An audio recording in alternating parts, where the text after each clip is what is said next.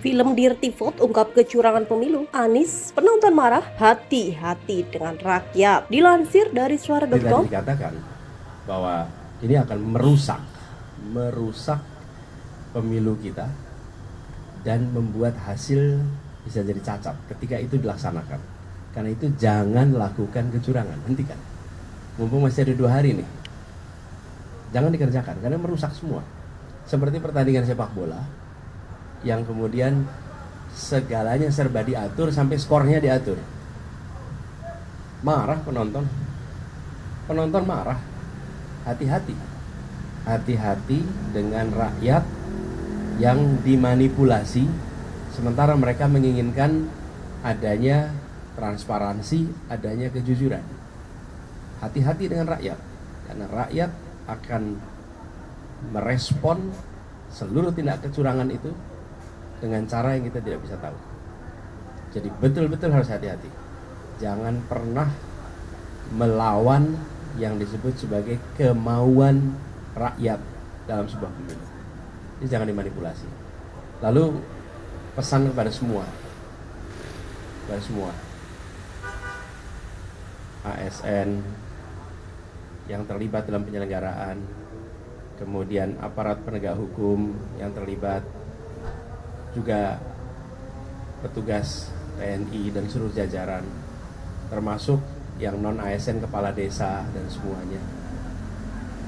Pemilu ini adalah kesempatan untuk mengubah nasib semua keluarga, termasuk keluarga ASN, termasuk keluarga polisi, termasuk keluarga TNI, termasuk keluarga kepala desa. Ketika keinginan rakyat untuk perubahan itu terjadi, maka perubahan itu akan dirasakan juga oleh semua ASN, oleh keluarga-keluarganya, anak-anaknya yang bisa sekolah murah, anak-anak yang bisa dapat pekerjaan. Jadi perubahan yang dibawa itu berdampak juga kepada mereka. Di sisi lain, ketika ada manipulasi dan orang-orang yang terlibat manipulasi, keuntungannya tidak dapat mereka, keuntungannya dapat oleh yang mau berkuasa. Jadi ingat-ingat nih, melaksanakan kalau ada perintah-perintah seperti itu, yang dapat keuntungan bukan yang mengerjakan, yang akan dapat keuntungan itu sekelompok kecil. Tapi kalau kita berikan kepada rakyat kesempatan untuk mengungkapkan apa yang mereka maui lewat pemilu, lalu menjaga suara itu, apapun hasilnya, dampaknya akan dirasakan positif oleh semua. Jadi, dan saya percaya saya katakan ini di JIS kemarin, bahwa yang menyelamatkan demokrasi di Indonesia ini rakyat kecil, yang menyelamatkan rakyat kebanyakan. Jadi saya optimis rakyat Indonesia tanggal 14 besok akan bekerja menggunakan hati nurani, memilih pakai hati nurani, dan yang menyelenggarakan, ingat, jaga keinginan rakyat sesuai hati nurani itu. Capres nomor urut 1 Anies Baswedan berkomentar terkait ramainya pemberitaan film dokumenter Dirty Vote yang belakangan menjadi perhatian publik. Menurut Anies, kecurangan yang diterangkan dalam film tersebut akan membuat pemilu 2024 rusak dan cacat. Oleh sebab itu, Anies meminta segala kecurangan untuk dihentikan. Ia menyebut masih ada waktu 2 hari lagi sebelum pencoblosan Pilpres 2024, bahwa ini akan merusak pemilu kita dan membuat hasil menjadi cacat. Ketika itu dilaksanakan, maka itu jangan dilakukan. Jangan lakukan kecurangan, hentikan. Mumpung masih ada 2 hari nih, ujar Anies di kediaman Yusuf Kala di kawasan Jakarta Selatan Senin 12 Februari 2024. Anies menyampaikan bahwa kecurangan-kecurangan dipaparkan dalam Dirty Vote membuat penonton marah. Ia mewanti-wanti untuk tidak memainkan dan memanipulasi suara rakyat. Marah penonton marah, hati-hati dengan rakyat yang dimanipulasi. Sementara mereka ingin adanya transparansi, adanya kejujuran, ucap Anies kembali. Hati-hati dengan rakyat karena rakyat akan merespon seluruh tindak kecurangan itu dengan cara yang kita tidak tahu, imbuhnya kembali. Ex-Gubernur DKI Jakarta itu juga berharap pihak yang membuat curang dalam pemilu 2024 tidak mendekati pilihan rakyat.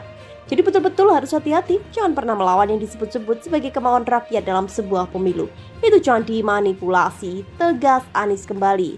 Ungkap kecurangan pemilu 2024. Untuk diketahui, film dokumenter Explanatory Dirty Vote yang digarap oleh sutradara Dandi Dwi Laksono resmi dirilis Minggu 11 Februari 2024. Dalam film tersebut, 3 pakar hukum tata negara Zainal Arifin, Bivitri Susanti, dan Ferry Amsari menguliti bagaimana berbagai instrumen kekuasaan digunakan untuk tujuan memenangkan pemilu sekalipun prosesnya menabrak hingga merusak tatanan demokrasi.